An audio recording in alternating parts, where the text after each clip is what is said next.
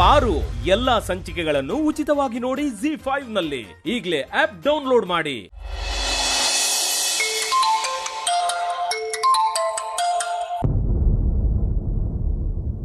ಮಗಳೇ, ಕ್ಷೇಮವಾಗಿ ಮನೆ ತಲುಪಿದ್ರಮ್ಮ? ಹಾಪ. ಯಾಕಮ್ಮ ಧ್ವನಿ ಒಂಥರ ಇದೆ?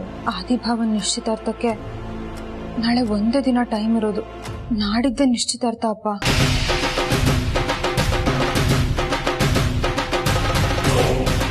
ಇದ್ರ ಬಗ್ಗೆ ಅತ್ತೆ ಖುಷಿಯಿಂದ ನಮ್ಮ ಹತ್ರ ಹೇಳ್ತಾ ಇದ್ರೆ ನಮ್ಗೆಲ್ಲ ತುಂಬಾ ಆತಂಕ ಆಗ್ತಾ ಇದೆ. ಏನ್ ಮಾಡೋದಪ್ಪ ಈಗ? ಚಿಂತೆ ಮಾಡಬೇಡ ಮಗಳೇ.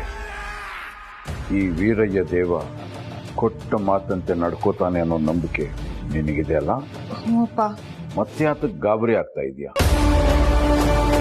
ಯಾವುದೇ ಕಾರಣಕ್ಕೂ ಆದಿ ನಿಶ್ಚಿತಾರ್ಥ ಆ ಹುಡುಗಿ ಜೊತೆ ನಡೆಯೋದಕ್ಕೆ ನಾನು ಬಿಡೋದಿಲ್ಲ. ಧೈರ್ಯವಾಗಿರು.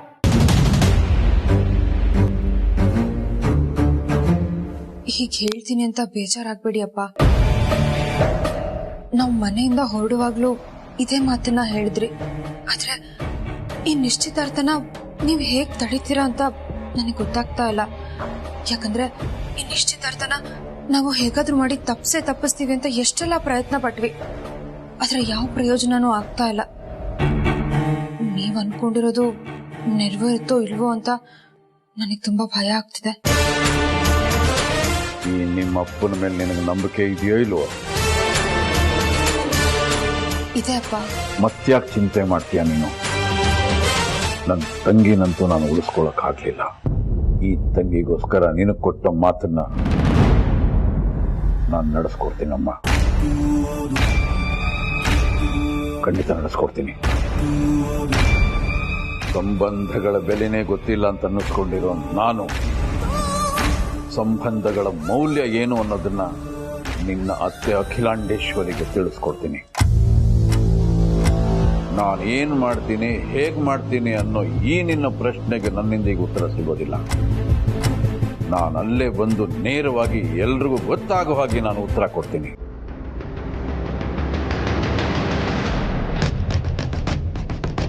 ಸರಿಯಪ್ಪ, ಯಾವಾಗ ಬರ್ತೀರಾ? ಬೆಳಗಿನ ಸೂರ್ಯ ಸತ್ಯ ಅನ್ನೋ ಬೆಳಕನ್ನ ಹೊತ್ಕೊಂಡು ಬರ್ತಾನೆ. ನೀನೀಗ ನಿಶ್ಚಿಂತೆಯಿಂದ ಮಲಗು. ಸರಿಯಪ್ಪ.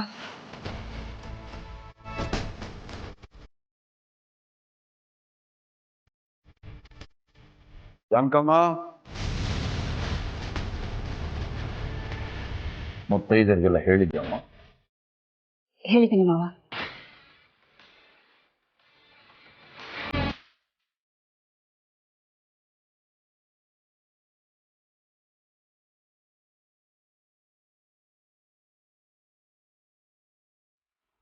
ಪಾರು ಎಲ್ಲಾ ಸಂಚಿಕೆಗಳನ್ನು ಉಚಿತವಾಗಿ ನೋಡಿ ZEE5 ನಲ್ಲಿ.